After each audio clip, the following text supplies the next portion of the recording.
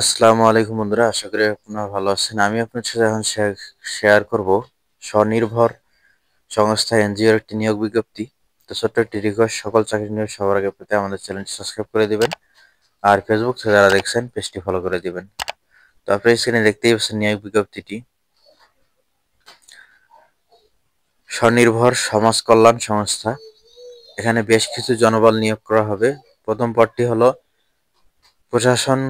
প্রশাসনিক কর্মকর্তা, প্রধান কার্যালয়, পদ সংখ্যা 1টি, শিক্ষাগত যোগ্যতা স্নাতক, বেতন 25,000 টাকা। 2 নম্বর পদটি জেলা কোঅর্ডিনেটর, জেলা পর্যায়ে 14 জন, শিক্ষাগত যোগ্যতা স্নাতক, বেতন 20,000 টাকা। 3 নম্বর পদটি প্রোগ্রাম অফিসার,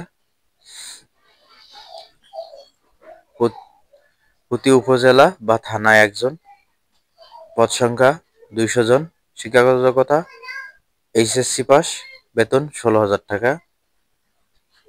4 নম্বর অ্যাকাউন্টেন্ট অফিসার, প্রধান কার্যালয়, পদ সংখ্যা 1টি,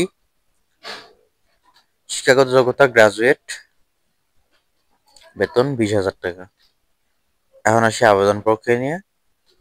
আবেদন করতে হবে 30 ডিসেম্বরের মধ্যেই।